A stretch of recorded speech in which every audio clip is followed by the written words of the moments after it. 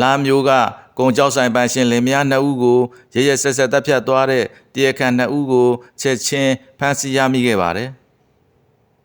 ဖြစ်စဉ်ကတော့ဇွန်လ26ရက်မနက်ပိုင်းမှာရန်ကုန်တိုင်းဒလားမြို့နယ်ကပြည်သူတွေအားလုံးကိုထိတ်လန့်တုန်လှုပ်သွားစေတဲ့လူသက်လူရဲမှုတစ်ခုဖြစ်ပွားခဲ့ပါတယ်။ရာဇတင်ကြံရက်ကွက်ကလူကြီးလူခင်ပေါ်များပြီးသဘောကောင်းတဲ့ပြေဝကုံကြောက်စီဆိုင်ပိုင်ရှင်လင်မယား2ဦးဟာရရဆက်ဆက်နေအိမ်ထဲမှာတင်အသက်ခံခဲ့ရပါတယ်။အိမ်ရှင်ဦးအောင်ကျော်ကျော်နဲ့ဒေါ်နယ်ထွန်းတို့ဇနီးမောင်နှံဟာသူတို့အိမ်ရဲ့ဒုတိယထပ်ဖျားကန်းထဲမှာထိုးသွင်းဓာတ်တန်ရာတွေနဲ့တည်ဆုံနေတာကိုမနက်9နာရီလောက်မှာဆိုင်ဝန်ထမ်းတွေကစတင်တွေ့ရှိခဲ့ပါတယ်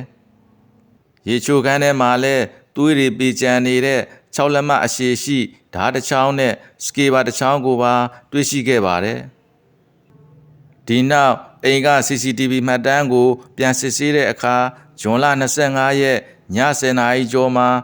လူ2ဦးအိမ်ထဲကိုခိုးဝင်လာတာကိုတွေ့ရပါတယ်။ဒီလူ2ဦးရဲ့ရုပ်ပုံတွေကိုဝန်ထမ်းတွေကိုပြသရာမှာတော့တခြားသူမဟုတ်ဘဲလွန်ခဲ့တဲ့8လကမှအလုတ်ထွက်သွားတဲ့ဆိုင်ဝန်ထမ်းဟောင်းတွေဖြစ်တဲ့ဗိုလ်တီခမျိုးစော်နဲ့ငမျိုးခမျိုးစော်အောင်တို့ဖြစ်တာကိုသိရှိခဲ့ရပါတယ်။ရဲတပ်ဖွဲ့ရဲ့အရေးပေါ်ပိတ်ဆို့ရှာဖွေမှုကြောင့်လူသက်တရားခံဝန်ထမ်းဟောင်း2ဦးလုံးကိုလိုင်သာယာနဲ့တာဂီတာမြို့နယ်တွေမှာမကြာခင်မှာပဲလက်ရဖမ်းဆီးရမိခဲ့ပါတယ်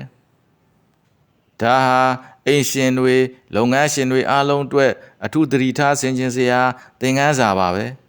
အနိကဆုံးဝန်ထမ်းဆိုတာမျိုးကလည်းအချိန်မရွေးလူသက်သမားဖြစ်သွားနိုင်တဲ့ခစ်ပြက်ကြီးမှုအိမ်မှာ CCTV တွေတေချာတက်ဆင်ဖို့နဲ့လူယုံမွေးရင်အထူးသတိထားဖို့လိုအပ်နေပါပြီ။